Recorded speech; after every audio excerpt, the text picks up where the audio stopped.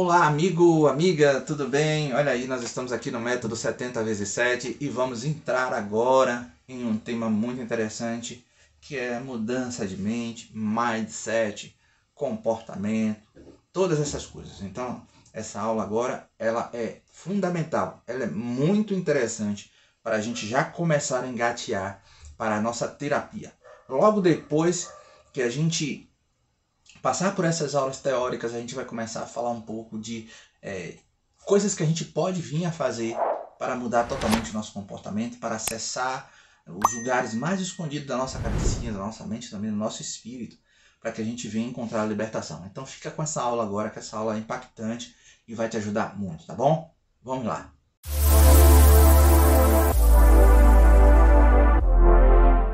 O que é necessário para que a gente venha a ser feliz?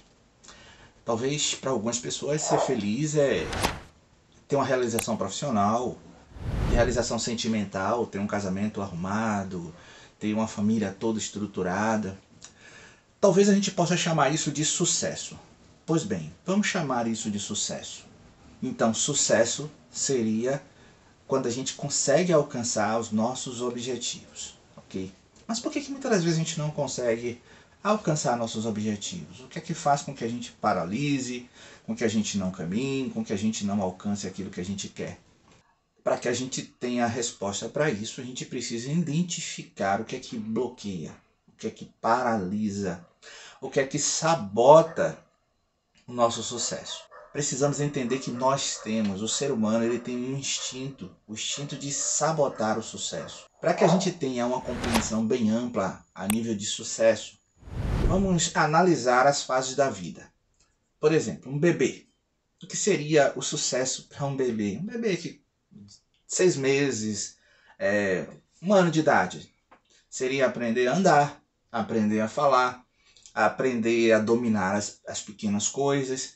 Isso seria o sucesso para um bebê. Você concorda comigo? Faz sentido para você isso? E a segunda fase? Qual seria a segunda fase? A fase da criança. A criança que vai pela primeira vez para a escolinha. Então, qual seria o sucesso dela? Fazer amizades, descobrir coisas novas. Uma infinidade de coisas nós podemos dizer que seria esse o sucesso para uma criança. E por aí vai. O bebê, voltando para o bebê, ele consegue crescer, ele consegue dar passos.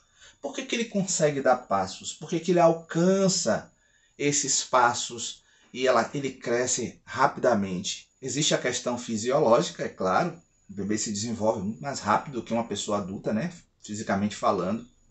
Mas existe um fator fundamental, que é a questão do estímulo. O bebê, ele dá novos passos, ele aprende a falar, ele aprende a fazer as coisas porque alguém o estimula a isso. Se ninguém estimulasse um bebê a falar, a qualquer coisa, ele simplesmente iria dormir e chorar o tempo inteiro.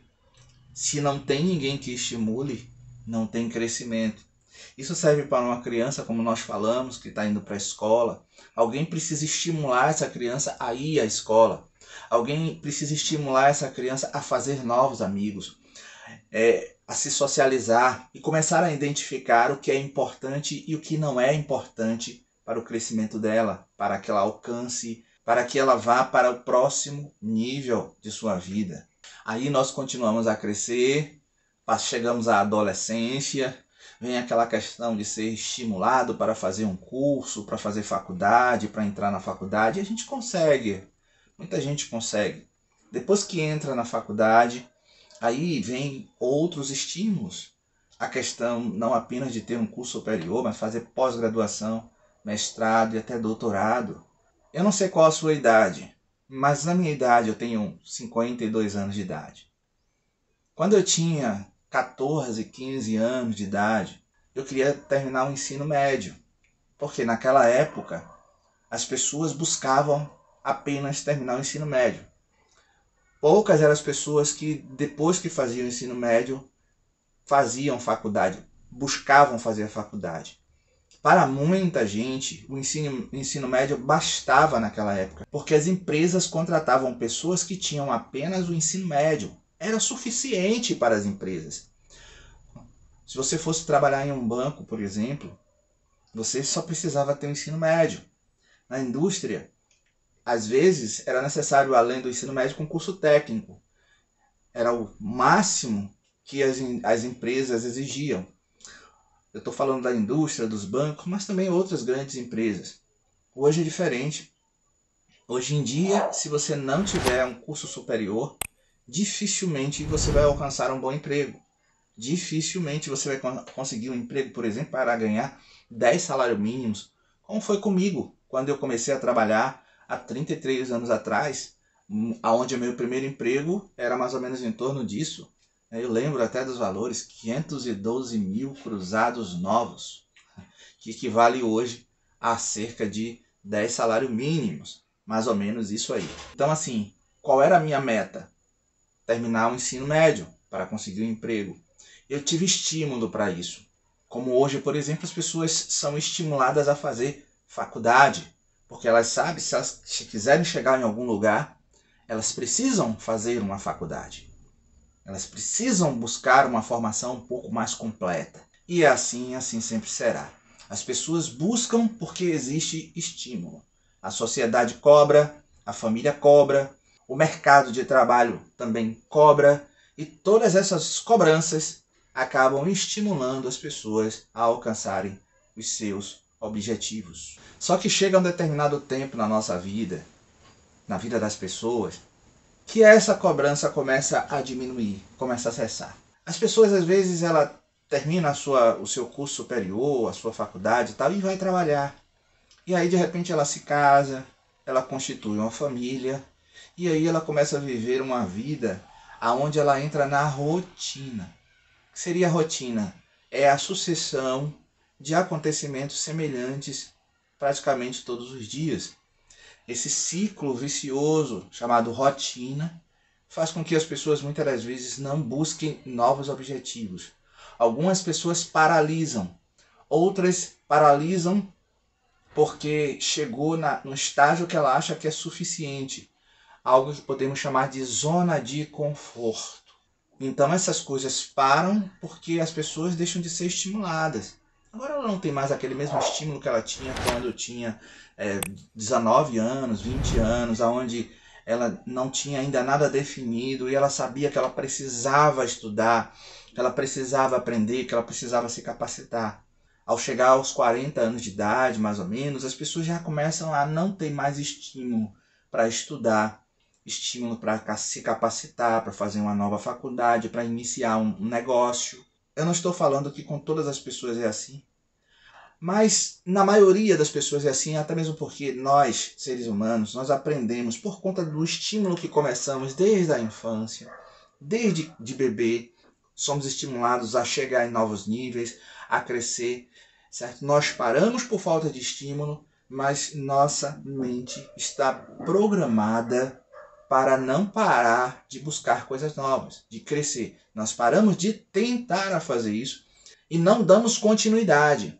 Mas lá dentro de nós queremos ganhar mais dinheiro, nós queremos aumentar o tamanho da nossa casa, nós queremos um monte de coisa, que às vezes até já alcançamos, mas queremos mais do que isso. Isso é natural porque é uma programação que vem desde bebê. E essa necessidade, muitas das vezes, surge quando a gente percebe que o dinheiro que a gente está ganhando não é suficiente, que os sonhos que a gente teve não se realizaram. Aí a gente começa a se incomodar, a gente começa a ter angústia, a ter uma sensação não muito boa, porque a gente poderia alcançar mais e não alcançou. E muitas das vezes a gente tem uma sensação de que a gente não tem mais tempo na frente. A gente não vai ter mais tempo, a gente não vai ter como conseguir, a gente não vai ter como chegar.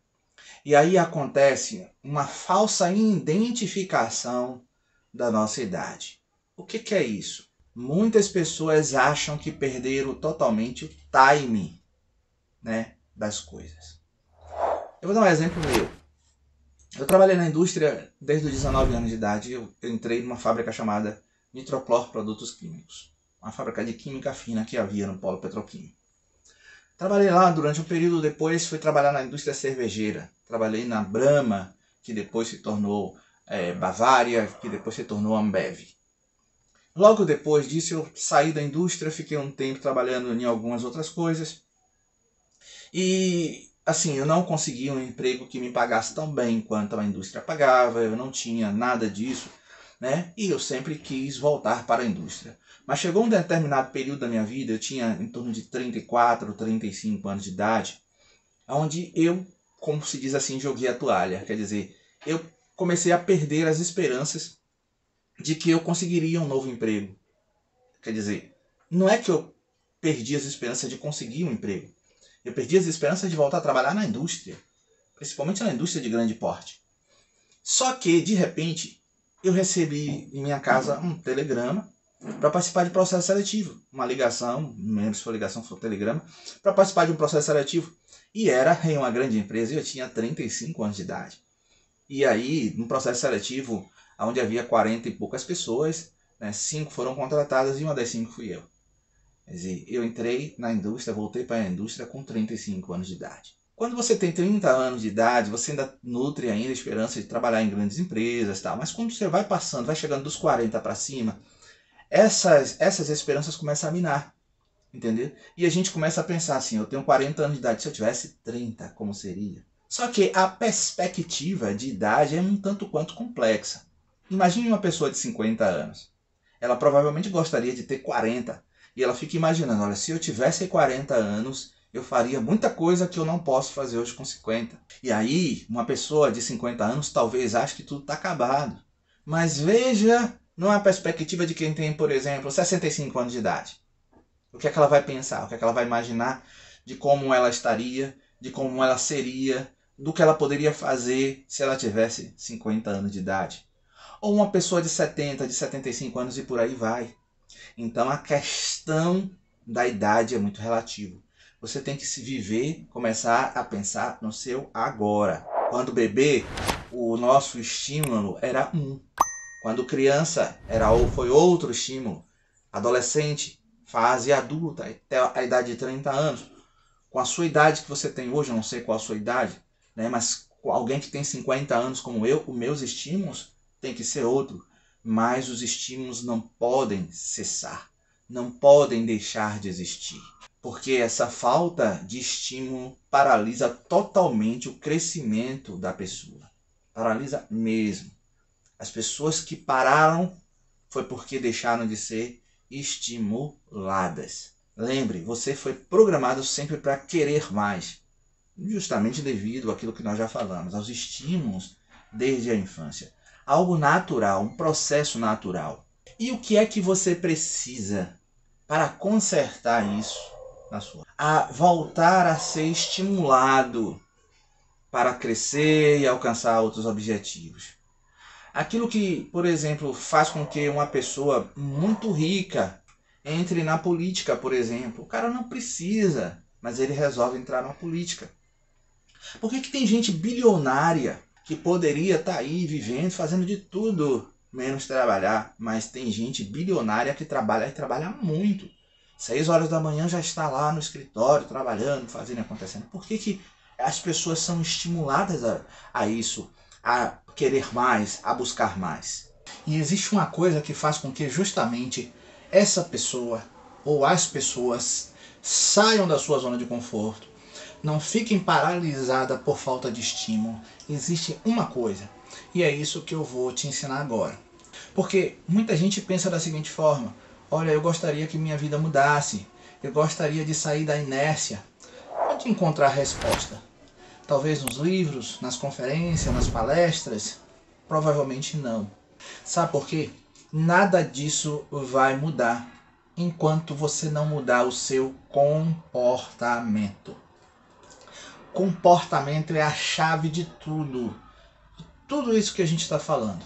Se você conseguir ter disciplina para mudar o seu comportamento, você muda a sua vida e você vai para novos níveis que Deus tem preparado para você. Ok? E é isso que diferencia pessoas de sucesso e pessoas que fracassam. A questão do comportamento. Uma das coisas que fazem com que a gente paralise, que foi gerado na nossa vida, que cresceu junto com a gente, são os medos. Isso. Os medos são os mais sabotadores que existem. O medo de errar, o medo de falhar, o medo de não ser aceito, o medo de sofrer. São vários os medos. E um dos gatilhos desse medo é a punição. Muitas das vezes a pessoa não faz as coisas com medo de ser punida. Se eu fizer e não der certo, eu vou ter prejuízo. Se eu me envolver nesse relacionamento e ele me trair, como é que vai ser? Se eu investir nesse negócio, o negócio falir, e por aí vai. Um monte de medos. Mas o medo não de investir e nem se relacionar. O medo de não dar certo e de você sofrer lá na frente. E essa sensação da punição, o medo da punição, é uma arma do inimigo de nossas almas. A Bíblia fala, lá no livro de Ezequiel, que o inimigo de nossas almas, ele era um querubim perfeito, que morava lá no céu. Você que está aqui no nosso curso, nós temos uma aula chamada Síndrome de Lúcifer, ok? Então logo logo você vai estar sendo disponibilizado para você essa aula. O inimigo, ele vivia aqui na terra no Éden, um Éden mineral, e ia ao céu, tinha toda a liberdade, né? Aquela história toda que você vai aprender, certo? Na aula Síndrome Luciferiana, Síndrome de Lúcifer. Quando a gente estiver aplicando esses conceitos, os conceitos da queda do inimigo de nossas almas. Mas, queridos, ele montou uma estratégia, e nessa estratégia de revolta, certo? Ele conseguiu atrair um terço dos anjos que caíram junto com ele.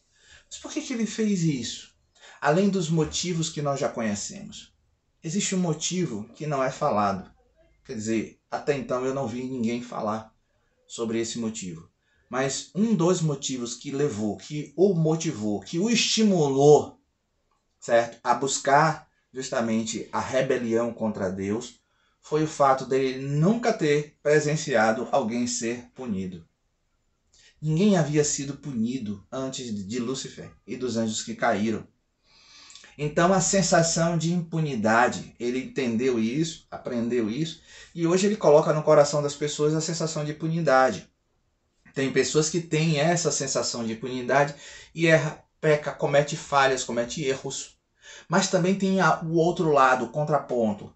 É justamente ele usar a questão da punição, certo? O ato das pessoas terem medo de serem punidas para elas se auto-sabotarem. E aí, querida, que a gente precisa analisar justamente isso para tirar da gente, para tirar de todos nós. Quem tem esses sentimentos, quem vive assim, quem pensa dessa forma. Queridos, é inevitável não errar na vida. É inevitável. O problema é quando a gente não aprende com os erros e continua repetindo eles. E também quando esses erros se transformam em crença. E aí você vai achar que todas as vezes que você estiver diante de uma experiência semelhante àquela na qual você errou, certo? Ela vai automaticamente se repetir. Você vai achar que vai ser a repetição, que você sempre vai cair na mesma falha. E então, querido, o que é que vai acontecer? Você vai permitir que aquele erro do passado traga uma sensação, um sentimento para o teu coração para que você venha se sabotar hoje, no presente. Eu tenho como exemplo disso uma pessoa que eu conheço, um amigo nosso. Ele foi muito oprimido na sua infância. O pai dele era muito rígido mesmo. Ele não jogava futebol com os amigos. Para isso ele tinha que jogar futebol escondido e aquele tipo de coisa porque a opressão era muito grande. Ele cresceu com medo de receber bronca do pai, de falhar, de errar. Enquanto ele estava já na fase de jovem, assim, aprendendo as coisas, ele aprendeu a dirigir e começou a dirigir. E aí, de repente, ele trabalhando, ele comprou um automóvel e ele dirigindo esse automóvel, ele saiu com alguns amigos para beber e se envolveu em um pequeno acidente. Mas esse acidente foi o suficiente para que o carro fosse apreendido e para que ele fosse até a delegacia prestar depoimentos, esse tipo de coisa, certo? E o que foi que aconteceu? Ele vendeu o carro porque ele ficou morrendo de medo do que o pai dele ia fazer. Quando ele se encontrou com o pai deu uma bronca severa nele, falou muito, E o que aconteceu? Ele vendeu o carro e ele desistiu de dirigir. Ele foi trabalhar numa grande empresa, um bom salário, mas mesmo assim não tinha carro, não tinha. Passou-se um tempo, quase 20 anos depois, ele conheceu uma moça e essa moça tinha carro. Começou a namorar com ele, já era o segundo relacionamento dele, o segundo casamento praticamente.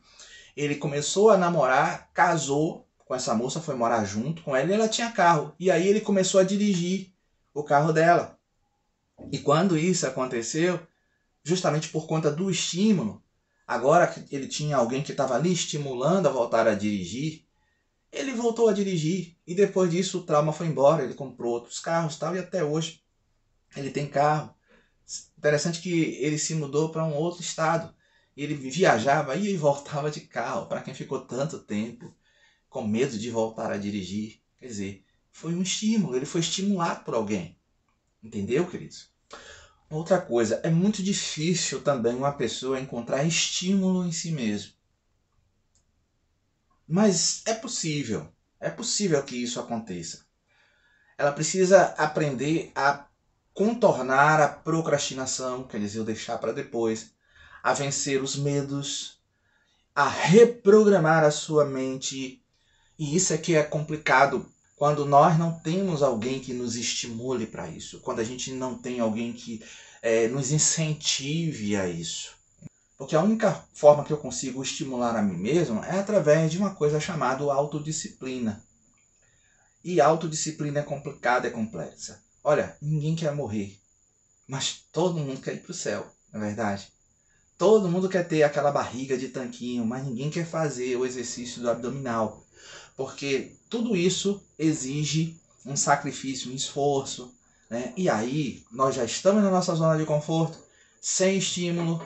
E aí para encontrar autodisciplina, para ter autodisciplina na verdade, para encontrar estímulo sozinho é complicado. Como mudar o meu comportamento? Quer dizer, como nós podemos mudar nosso comportamento? Nós podemos mudar nosso comportamento através da reprogramação do nosso cérebro. Ao grosso modo, nós podemos dizer que nosso cérebro é uma maquininha de produzir sinapses. E o que são sinapses? Sinapses neurais são programações que acontecem na nossa cabecinha, no nosso cérebro o tempo inteiro. Durante todo o dia, o nosso cérebro produz diversas sinapses o tempo inteiro, a todo momento. Quando a gente aprende a fazer qualquer coisa, nós aprendemos através justamente dessas sinapses, através dessa programação que acontece na nossa cabeça.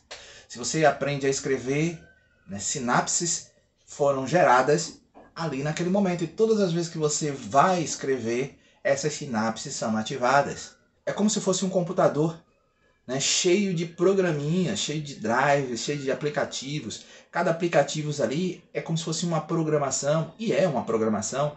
E no nosso cérebro é muito parecido. Então, desde quando você nasceu até hoje, essas sinapses estão na sua cabeça, estão nos seus cérebros.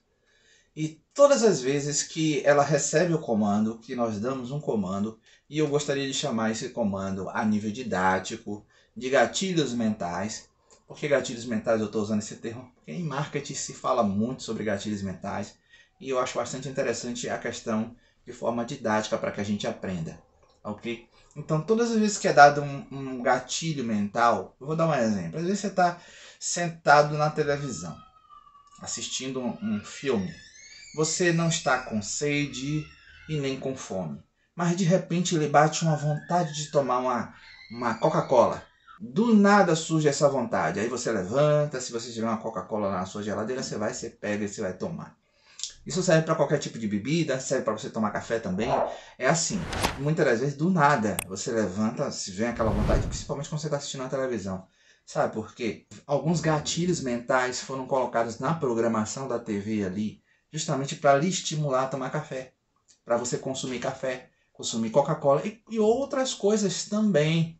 Esses gatilhos mentais podem ser natural ou também pode ser externo.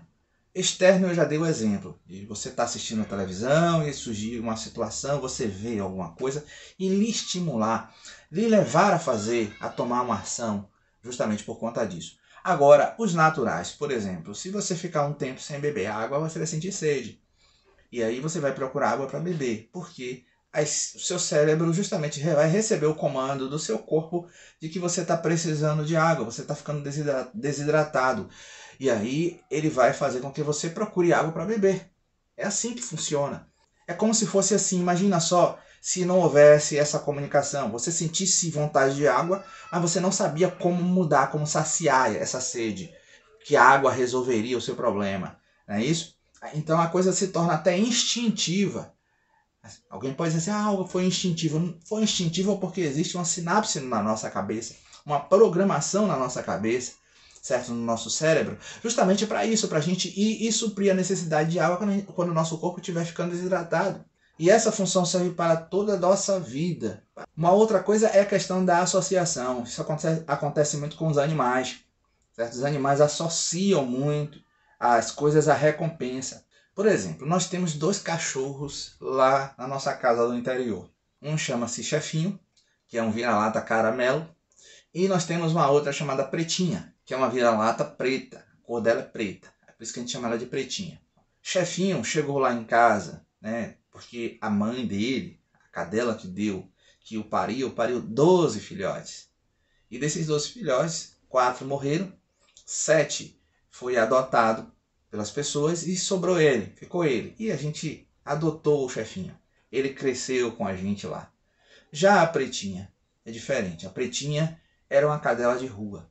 Ela ficava lá pela rua, rodeando a nossa casa lá. Então, uma coisa interessante, ela não permitia que a gente se aproximasse dela. Mas a gente foi se aproximando, colocando comida, ela foi tendo confiança. Uma coisa nos chamou a atenção. Todas as vezes que a Pretinha estava perto da gente, certo?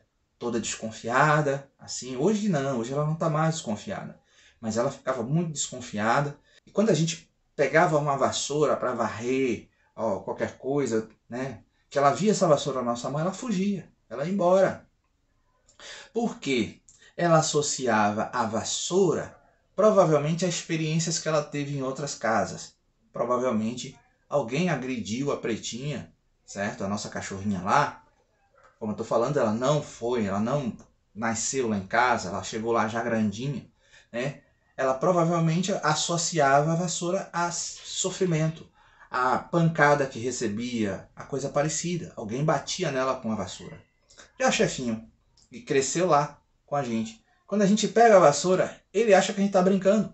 Ele vem, ele pega, ele morde a vassoura, ele tenta tomar a vassoura da nossa mão. É assim que faz, porque ele associa a vassoura à brincadeira. Já a Pretinha associa a vassoura a sofrimento, a agressão, as agressões que ela sofria.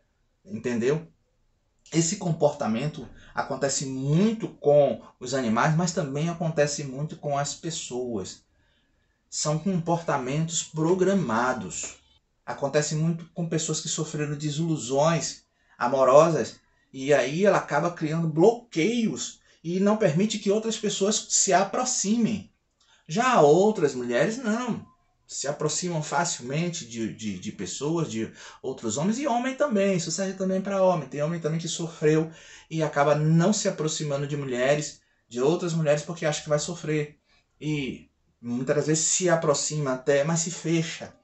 O relacionamento é muito volátil, muito passageiro, justamente, não cria raízes, justamente por conta do que foi no passado. A gente precisa entender isso, e a gente vai entender a partir de agora, quando a gente analisar o nosso cérebro. Como eu já falei, nós não temos nenhum interesse em estudar o cérebro a fundo, né? Mas aqui, ó, tá aqui aparecendo um cérebro, tá vendo? Olha que coisa linda, é um cérebro humano. Mas eu vou tirar essa imagem daqui e vou colocar um gráfico. Então, esses 3 círculos que você está vendo aqui do meu lado, ele simboliza justamente o nosso cérebro, certo? Nosso cérebro é feito de camadas e cada círculo daqui é uma camada. Por exemplo, esse círculo maior aqui seria o nosso consciente, certo? Esse outro círculo aqui do meio seria o subconsciente e lá dentro tem um círculo menor que seria o inconsciente, ok? Em todas as camadas todas elas acontecem sinapses neurais. Isso quer dizer que acontecem programações mentais em todas as 3 camadas, tá bom? O que acontece no consciente, que é essa maior, e no inconsciente, que é aquela que está lá dentro, a menor, não tem muita relevância para aquilo que a gente está estudando, a nível de comportamento. Porque o que influencia no nosso comportamento, na verdade, são 2 coisas. Ou a gente controla ou não controla. É aquilo que a gente pode ou não pode resolver. Então, aquilo que eu não posso mudar, que eu não posso resolver, influencia muito na minha vida. Mas eu vou falar rapidamente de cada camada aqui, de cada nível, podemos dizer assim, para que a gente entenda qual o raciocínio que eu quero que você alcance junto comigo. Primeiro, essa parte consciente. Nós percebemos as sinapses que acontecem ali. Todas as vezes que acontece uma sinapse no nosso consciente, a gente percebe, a gente entende, certo? E nós conseguimos controlar elas o tempo todo. Por exemplo, né, as decisões. A cor da camisa que eu vou vestir, eu decido. Eu posso decidir isso. Eu posso decidir o que eu vou comer. Eu posso decidir o que eu vou beber. É claro que tem gente que come determinada coisa que só acha aquilo para comer, mas não é nesse sentido que eu estou falando, tá bom? É no sentido de você poder tomar as decisões. Por que você consegue tomar essas decisões? Porque justamente essas sinapses que acontecem o dia todo você toma decisões. Você toma a decisão de assistir a televisão, eu decidi assistir a televisão agora, de ouvir determinada música, de ler um livro, de fazer uma determinada tarefa, ou não fazer, ou não deixar. O tempo todo você está tomando decisões, ok? E isso acontece no seu consciente, essas decisões. Então são sinapses que você percebe, você consegue perceber e também consegue controlá-las, ok? Aqui fora. Já a menor de todas que está lá dentro, o inconsciente, nós não percebemos e também nós não conseguimos controlar. Viu aí a diferença? No consciente nós percebemos e controlamos. No inconsciente nós não percebemos e também não controlamos essas sinapses. O que acontece ali? Por exemplo, o que é que acontece lá dentro, lá no nosso inconsciente, que a gente não consegue perceber e também que a gente não consegue controlar? O crescimento das unhas, o crescimento do nosso cabelo, a queda de cabelo, certo? As coisas fisiológicas, tá bom? A gente não percebe. A gente não percebe. Você percebe quando sua unha está crescendo? Você vê ela crescendo, é claro. Mas não percebe. Você não percebe as sinapses se formando na sua cabeça, fazendo com que o seu corpo funcione, seus batimentos cardíacos, o seu sistema imunológico te defendendo, né, de enfermidades, de inflamações, de infecções. Você não percebe nada disso, mas tudo isso acontece. Toda vez que, por exemplo, um vírus entra no seu corpo, você está andando, alguém espirrou e veio um vírus aí, e você nem percebeu que aquele vírus entrou no seu corpo, ele foi expulso. Por que isso aconteceu? Porque o seu sistema imunológico percebeu que chegou algo diferente no seu corpo, e aí as sinapses, as programações que existem no inconsciente justamente para expulsar esse vírus, ativou o seu sistema de defesa, os anticorpos, os glóbulos brancos que atuam, os leucócitos, e aí aconteceu todo esse processo dentro de você sem você perceber. Tá entendendo? Então tá aí, o consciente e o inconsciente. Já o subconsciente, que seria um meio termo entre um e outro, tá entendendo? Esse sim é que nós devemos atentar, é que nós devemos observar. São exatamente as sinapses, as programações que nós não controlamos, mas nós percebemos. Nós percebemos essas programações que estão lá. E percebemos em formato de emoções. As emoções que estão lá no subconsciente, sejam elas boas ou ruins. Nós muitas das vezes não conseguimos controlá-las, mas nós percebemos.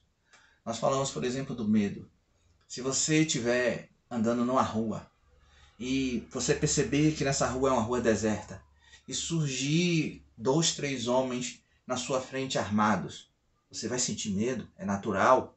Você vai conseguir controlar aquele medo? Talvez você consiga, mas o medo você vai sentir. As emoções geradas pelo aquele medo, será que você consegue controlar? Então é isso. É esse tipo de coisa que a gente precisa analisar daqui para frente. É o lugar, querida, onde as nossas emoções estão todas elas ali programadinhas, certo? Seu subconsciente tem acesso a você, mas muitas das vezes você não tem acesso ao seu subconsciente.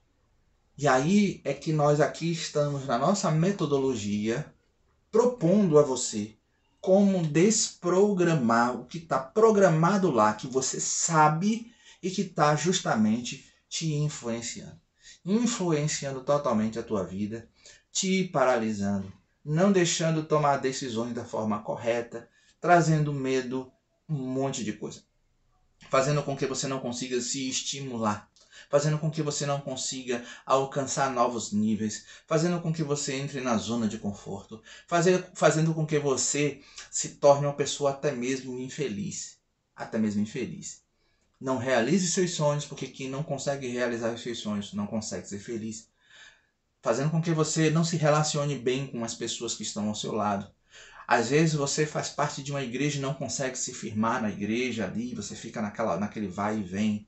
Tudo isso está no seu subconsciente e é lá que tem que acontecer, podemos dizer assim, a transformação, certo? A mudança tem que acontecer lá. E como é que eu desprogramo o que está lá, que está me atrapalhando? Da mesma forma que foi programada. Da mesma forma que houve uma programação. Se está lá é porque algo aconteceu que gerou sinapses e programou você para você se comportar dessa forma. Então, imagina só, geralmente, certo? Essas programações com sentimentos ruins estão lá porque foram programadas através de palavras. E palavras carregadas de sentimentos. Muitas das vezes sentimentos ruins, sentimento de inveja, sentimento de raiva, sentimentos que com certeza não te ajudou em nada na sua questão emocional. A palavra do Senhor, a Bíblia, no livro de Provérbios, capítulo 15, versículo 1, ela diz que a resposta branda desvia o furor, mas a palavra dura suscita a ira. Quer dizer, as palavras ela têm poder. Tem uma aula aqui no nosso método que chama-se Poder das Palavras, certo? E que com certeza quando você estudar, que você assistir essa aula, você vai se impactar e você vai perceber como realmente as palavras podem mudar. E tem um testemunho que eu dou lá, tremendo, tá bom? Então não deixe de assistir essa aula não, o Poder das Palavras. E essa reprogramação, essa mudança, nós estamos chamando aqui de metanoia. Metanoia, tá ok? Que as pessoas hoje em dia estão chamando de mindset também. Metanoia é mudança de mente, é mudança de pensamento, é mudança de paradigma, é enxergar as coisas com outro olhar.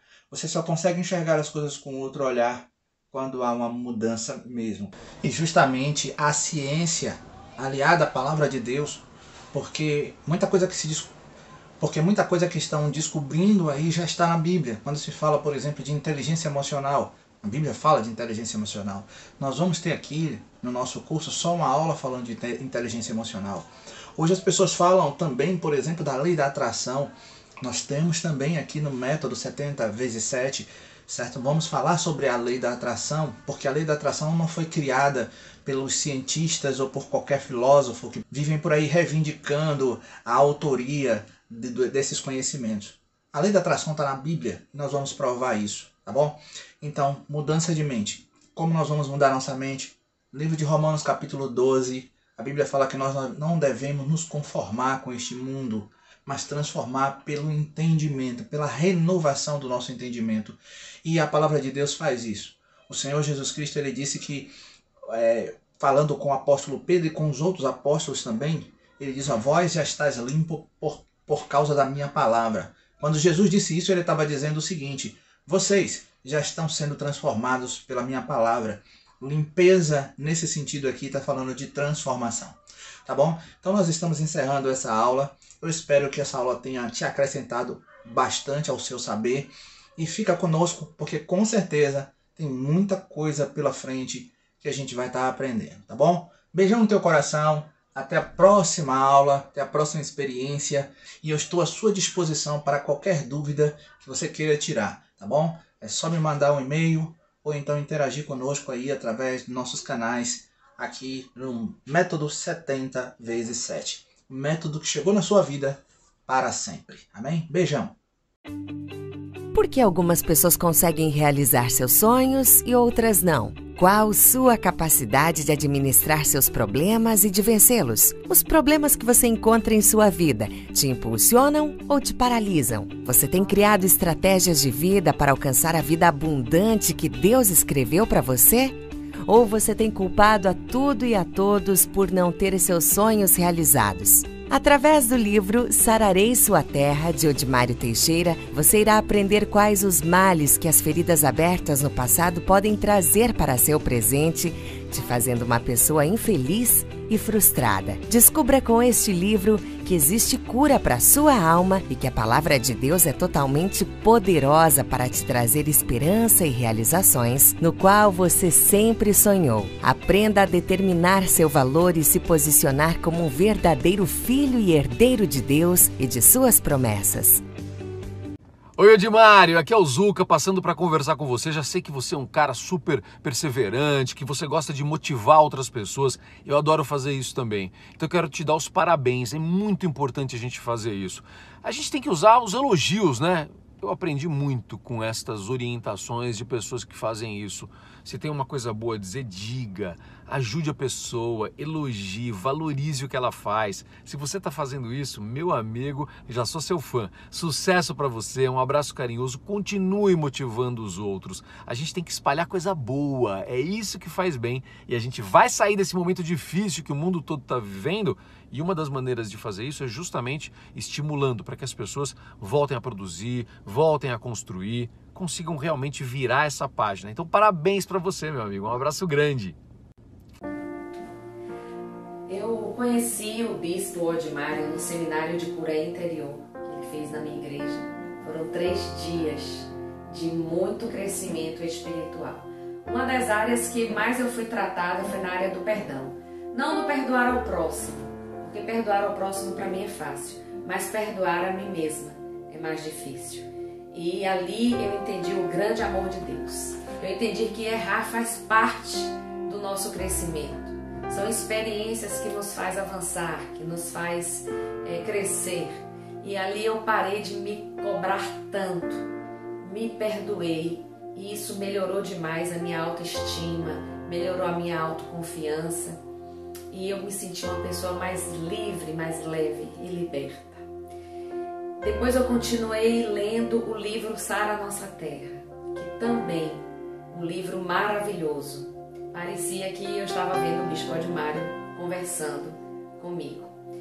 Apesar dele ser um homem de muito conhecimento bíblico, eu considero o Bispo Odimário uma das pessoas que mais conhece de Bíblia. Ele tem uma linguagem simples e a sua humildade é o que eu mais admiro. Então eu estou ansiosa esperando que esse seminário volte, o Sara Nossa Terra, esse seminário de cura interior, porque eu tenho certeza que muitas pessoas vão ser impactadas, curadas e saradas, assim como eu também fui. Olá, estou aqui para falar um pouco sobre a minha experiência com o método 70x7. Naquele momento, eu estava em um momento muito difícil da minha vida, onde eu já não tinha mais esperança de mudança. Eu achava que minha vida ali estava estagnada, estava parada. E nesse método, eu descobri que eu podia fazer com que outras pessoas que já não acreditavam mais nelas mesmas, como eu estava antes, né? Eu podia fazer com que elas vissem que elas eram capazes de acreditar ser possível mudar de vida, que era possível perdoar. Eu não acreditava ser merecedor de tanta coisa boa, e quando eu descobri o método 70x7, foi um passo assim importantíssimo na minha transformação. Hoje em dia, a minha vida, eu tenho tido, né, essa oportunidade de levar esse conhecimento para outras pessoas. E isso tem sido assim um ganho para mim gigantesco. No princípio, lá no método, eu fiquei pensando tipo assim, meu Deus, como que vai ser isso? Será que eu sou capaz? E também tinha até um investimento, né? Que era um investimento que eu não podia fazer naquele momento. Mas hoje eu fico pensando aí como que seria se eu não tivesse feito esse investimento. Hoje eu vejo, né, como que ficou tudo assim mais fácil. Minha trajetória correu muito melhor. E eu olho para minha relação com a família e hoje nós temos uma relação maravilhosa. Eles sentem orgulho de mim. Isso tudo não tem preço, não tem preço. E eu te convido também a você fazer o mesmo. Faz parte dessa comunidade, essa comunidade de pessoas que sabem que a felicidade pode ser sim para sempre. Valeu, um grande abraço. Fala galera, beleza? Me chamo Guilherme e hoje eu vim contar um pouquinho sobre o trabalho de um cara que vem mudando a minha vida e mudando a vida de milhares de pessoas, que é o Edmário Teixeira. Cara, ele desenvolveu um método que realmente funciona, que realmente te leva para outro patamar. E quando eu conheci esse método, que é o 70x7, não botava muita fé. Achava que seria mais um método de coach, de inteligência emocional, mas aí quando ele me ministrou, ele me mostrou o caminho, mostrou exatamente como fazer, e aí quanto mais eu aplicava, mais eu via a minha vida mudando. E a partir daí, sabendo que minha vida estava mudando, eu me dediquei a mudar a vida de outras pessoas também. Então, cara, é transformador, é um método muito bom, e se você tiver na dúvida, não pense duas vezes, arrisca porque realmente vale a pena. Fechou? Valeu, obrigado! Oi gente, meu nome é Júlia e eu quero muito contar meu depoimento sobre as mudanças que eu tive na minha vida com a ajuda do Edmário Teixeira. Ele me ajudou bastante em todos os aspectos da minha vida. Há um tempo atrás eu tava com muitos problemas mesmo, espiritual, profissional, na minha vida pessoal. Então eu busquei ajuda em muitos lugares e nenhum lugar me conseguia ajudar. Eles até que ajudavam, tipo, davam um conselho aqui e outro ali, só que nada muito no tempo, sabe? Nada que realmente fizesse uma grande diferença que eu precisava. Então eu comentei com uma colega minha, eu falei, olha, eu tô passando por isso e isso, eu não sei o que fazer, né? Eu não consigo sair do lugar, eu tava ali parada, eu tava realmente num buraco, eu não conseguia sair dali. E ela falou assim, olha, eu conheço alguém que pode te ajudar. Ela assistia as lives do Edmário, então ela me enviou uma live e eu assisti a live 6.12, né, que ele faz às 6 horas da manhã. E aquilo me tocou no meu coração de forma tão grande, sabe? Ele tem um conhecimento muito grande, ele tem domínio. Ali eu vi, assim, um sentimento de empatia tão grande que eu falei, meu, eu preciso me aprofundar mais no conhecimento desse homem, pelo amor de Deus. E aí eu resolvi fazer o projeto dele, 70x7, que foi aí que realmente me ajudou muito, muito, muito ver qual que é a diferença de quem realmente sabe o que tá falando, de quem não sabe, porque eu já tinha feito outros cursos, só que nenhum tinha feito diferença assim significante como fez o projeto do Edmário. Então o projeto dele, 70x7, me ajudou muito. Eu vi muita diferença, todo mundo à minha volta também viu. Minha família, hoje eu tenho um relacionamento muito melhor com a minha família e amigos, então eu tô mais calma, eu tenho uma proximidade muito maior comigo mesma e com Deus, então a vida espiritual melhorou muito, minha vida profissional também. Gente, eu segui todos os conselhos dele, ele dá muito conselho bom, ele dá tarefas também pra gente fazer, então tipo assim, foi muito gratificante ver toda essa mudança mesmo, que deu resultado. Então eu quero indicar o projeto 70x7 pra todo mundo. Todos os ensinamentos do Edmário Teixeira me ajudam muito e eu tenho certeza que também vai ajudar a sua vida, vai te agregar muito também, como me agregou na minha. Então é isso, muito obrigada, fico com Deus.